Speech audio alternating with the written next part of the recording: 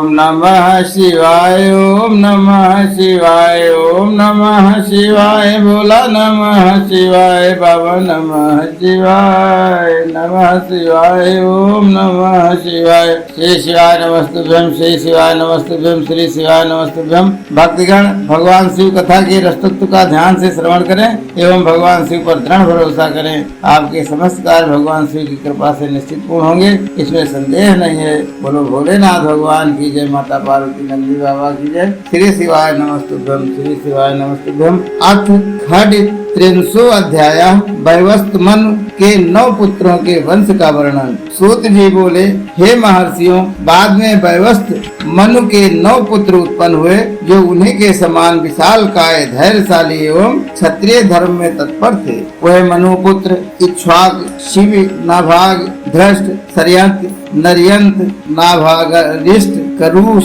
और प्रियव्रत नाम वाले थे। हे मुनिश्रेष्ठ, किसी समय पुत्र की कामना वाले प्रजापति मनु ने यज्ञ किया, किंतु उस यज्ञ में पुत्र उत्पन्न नहीं हुए, अपितु दिव्य वस्त्र धारण की हुई, दिव्य आभूषणों से विभूषित तथा दिव्य अंगों वाली इड़ा नामक कन्या उत्पन्न हुई। तब दंडधारी मनु ने उनसे कहा, हे इड़ा, तुम मेरा अनुसरण करो। इस पर इड़ा ने पुत्र की कामना वाले उन प्रजापति मनु से यह धर्म सम्मत बात कही। इड़ा बोली, हे वक्ताओं में श्रेष्ठ, मैं मित्र वरुण के अंश से मैं उत्पन्न हुई हूँ, मैं उन्हीं दोनों के पास जाऊंगी। मेरी रुचि इस प्रकार के अधर्म में नहीं है। ऐसा कहकर उस सुंदरी सती ने मित्रा वरुण के पास जाकर हाथ जोड़कर यह वचन कहा, हे महामुनियों, मैं मनु के यज्ञ में आप दोनों के अंश से उत्पन्न हुई हूँ। अब मैं आप दोनों के समीप आई हूँ, बताइए कि मैं क्या करूँ। इड़ा ने मनु से भी कहा कि हे विभो, आप लोग अन्य पुत्रों को उत्पन्न कीजिए, उन्हीं से आपका वंश चलेगा। सूत जी बोले, ऐसा कहने वाली मनु के यज्ञ में उत्पन्न हुई उस साध्वी इड़ा से मित्रा वरुण नाम वाले दोनों मुनियों ने आदर पूर्वक कहा। मित्रा वरुण बोले, हे धर्मज्ञ, हे सुसूण, हे सुंदर, हम दोनों तुम्हारे इस विनय नियम तथा सत्य से प्रसन्न हैं। हे महाभागे, तुम हम दोनों की ख्याति प्राप्त करोगी और तुम्हें मनु का वंश बढ़ाने वाला पुत्र होगी, जो सुधम्म नाम से तीनों लोकों में विख्यात होगा और संसार का प्रिय धर्म परायण तथा मनुवंश को बढ़ाने वाला होगा। सूत जी बोले, ऐसा सुनकर वह लौट करके अपने पिता के पास जाने लगी। तभी अवसर पाकर बुध ने उसे संग के लिए आमंत्रित किया। उसके पश्चात चंद्रमा पुत्र बुध से उस इड़ा में राजा पुरुरवा की उत्पत्ति हुई। वह पुत्र अत्यंत सुंदर, बुद्धिमान और उन्नत था, जो आगे चलकर उर्वशी का पति हुआ। इस प्रकार प्रेम पूर्वक पुरुरवा नामक पुत्र को जन्म देकर वह शिव जी की कृपा से पुनः सुदम्न हो गई। सुदम्न के 3 परम धार्मिक पुत्र हुए, उत्कल, गय तथा पराक्रमी विनातास। हे विप्रो, उत्कल की राजधानी उत्कला उड़ीसा हुई। विनीतास को पश्चिम दिशा का राज्य मिला और हे मुनिश्रेष्ठ, गय की राजधानी पूर्व दिशा में गया नाम की पुरी कही गई है। हे तात, मनु के दिवाकर के शरीर में प्रविष्ट होने पर इस पृथ्वी को इक्ष्वाकु ने 10 भागों में विभक्त किया। ज्येष्ठ पुत्र इक्ष्वाकु ने मध्य देश प्राप्त किया। वशिष्ठ के वचन के अनुसार उन महात्मा सुदुम्न का प्रतिष्ठानपुर राज्य हुआ। महायशवी सुदुम्न ने भी प्रतिष्ठान का राज्य प्राप्त कर उसमें धर्म राज्य की प्रतिष्ठा की और वह प्रतिष्ठान नामक नगर पुरुरवा को दे दिया। हे मुनिश्रेष्ठों, इस प्रकार जो मनुपुत्र सुदुम्न थे वे स्त्री पुरुष के लक्षण से युक्त राजा हुए। नरयंत के पुत्र शक हुए, नाभाग के पुत्र अम्बरीश हुए, उन्हें बाहक देश प्राप्त हुआ। सरयंत ने युग्म संतान को उत्पन्न किया, जिसमें पुत्र अनर्थ नाम से प्रसिद्ध हुआ तथा कन्या का नाम सुकन्या हुआ, जो च्यवन की पत्नी बनी। अनर्थ के पुत्र का नाम रभ्य था, जो रैवत नाम से प्रसिद्ध हुए और जिनकी कुश स्थली नामक पुरी अनर्थ देश में थी, जो परम दिव्य तथा सप्त महापुरियों में क्रम में 7वीं मानी गई है। उन रैवत के 100 पुत्र हुए, जिनमें ककुद्धि ज्येष्ठ थे। वे उत्तम, तेजस्वी, महाबली, पारगामी, धर्मपरायण और ब्राह्मणों के पालन करता थे। ककुंधी से रेवती नामक कन्या हुई, जो परम सौंदर्य युक्त तथा दूसरी लक्ष्मी के समान दिव्य थी। किसी समय सबके स्वामी राजा ककुंधी अपनी कन्या को साथ लेकर उसके लिए ब्रह्मा जी से वर पूछने लगे। वर पूछने हेतु ब्रह्मलोक में गए। उस समय वहाँ गायन हो रहा था। अवसर पाकर वे भी क्षण मात्र ब्रह्मदेव के पास रुककर गान नृत्य सुनने लगे। हे मुनियों, उस मुहूर्त मात्र में बहुत से युग बीत गए, किंतु उन काकुधी राजा को इसका कुछ भी पता न लगा। इसके बाद उन्होंने ब्रह्मा जी को नमस्कार कर हाथ जोड़कर विनीत भाव से परमात्मा ब्रह्मा जी से अपना अभिप्राय निवेदन किया। उनका अभिप्राय सुनकर वे प्रजापति कुशल मंगल पूछकर महाराज ककुधी से हंसकर कहने लगे। ब्रह्मा जी बोले, हे राजन, हे पुत्र, हे ककुधिन, हे पृथ्वी पते, मेरी बात प्रेम पूर्वक सुनिए। मैं पूर्णतः सत्य कह रहा हूँ। आप जिन वरों की हृदय से चाहते हैं उन्हें काल ने हरण कर लिया है। अब वहाँ उनके गोत्र में भी कोई नहीं रहा, क्योंकि काल सबका भक्षक है। हे राजन, पुण्य जनों एवं राक्षसों ने आपकी पुरी को भी नष्ट कर दिया है। इस समय चल रहे 28वें द्वापर में श्री कृष्ण ने पुनः उसका निर्माण कराया है। अनेक द्वारों वाली उस मनोरम पुरी का नाम द्वारा होती है। वह वासुदेव आदि भोज प्रश्न तथा अंधक वंशियों से सुरक्षित है। हे राजन, अब आप प्रसन्नचित होकर वहां चले जाइए और अपनी इस कन्या को वासुदेव पुत्र बलदेव को प्रदान कीजिए। सूत जी बोले, इस प्रकार आज्ञा प्राप्त कर वह राजा ककुधी उन्हें नमस्कार कर कन्या के साथ उस पुरी को गए और बहुत से युगों को बीता हुआ जानकर परम विस्मय को प्राप्त हुए। इसके बाद उन्होंने अपनी रेवती नामक युवती कन्या को शीघ्र ही विधि पूर्वक श्री कृष्ण के ज्येष्ठ भ्राता बलराम को अर्पित कर दिया। तत्पश्चात वे महाप्रभु राजा मेरु के दिव्य शिखर पर चले गए और तपस्या में निरत होकर शिवाराधन करने लगे। ऋषि बोले, हे सूत जी, वे काकुधी बहुत युगों तक ब्रह्मलोक में स्थित रहे, किंतु युवा रहकर ही मृतलोक को लौटे।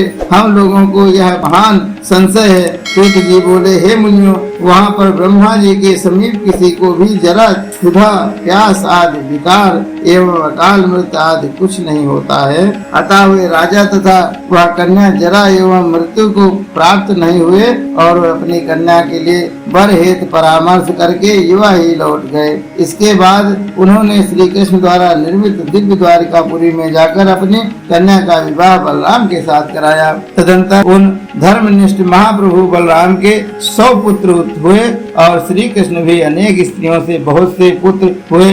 उन दोनों ही महात्माओं का पर्याप्त वंश विस्तार हुआ और उनके वंशज धर्मात्मा क्षत्रिय प्रसन्न होकर सभी दिशाओं में को फैल गए। हे द्विजों, इस प्रकार शरीयत के वंश का वर्णन किया। अब आप मनु पुत्रों के वंश का वर्णन संक्षेप में करता हूँ, आप लोग आदर पूर्वक सुनिए। नाभागरिष्ठ का जो पुत्र हुआ उसने ब्राह्मणत्व को प्राप्त किया। वह अपने क्षत्रिय वंश स्थापना करके ब्राह्मण कर्मों से युक्त हुआ।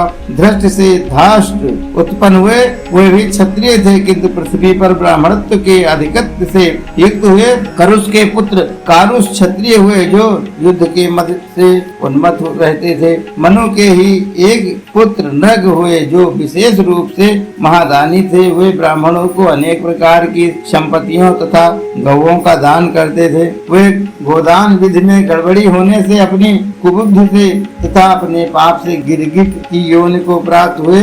बाद में श्री कृष्ण ने उनका उद्धार किया। उन्हें प्रेयति नामक एक पुत्र हुआ, जो धर्मात्मा था। इस प्रकार मैंने व्यास जी से जो सुना था उसे संक्षेप में कह दिया। गुरु ने मनु के पुत्र वृषधन को गोपालन में नियुक्त किया।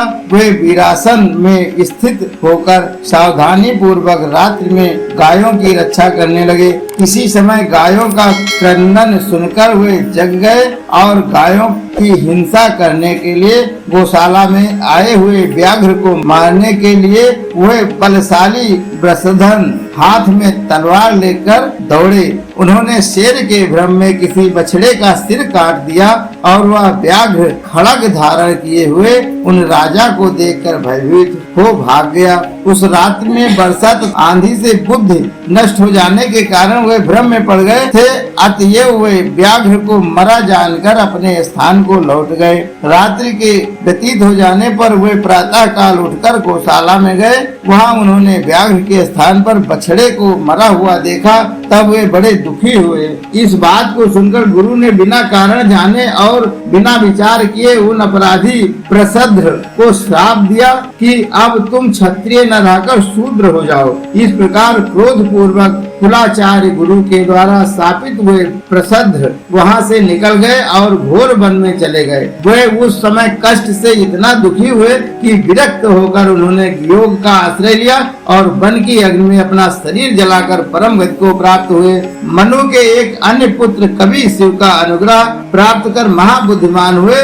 उन्होंने इस लोक में दिव्य सुख भोग कर परम दुर्लभ मुक्ति प्राप्त की। बोलो भोलेनाथ भगवान की जय। माता पार्वती नंदी बाबा की जय। श्री शिवाय नमस्तुभ्यम, श्री शिवाय नमस्तुभ्यम, श्री शिवाय नमस्तुभ्यम। अरे लुटा दिया भंडार काशी वाले ने, कर दिया माला माल काशी वाले ने। लुटा दिया हाँ लुटा दिया हाँ लुटा दिया भंडार काशी वाले ने, कर दिया माला माल काशी वाले ने। हर हर महादेव, हर हर महादेव, हर हर महादेव।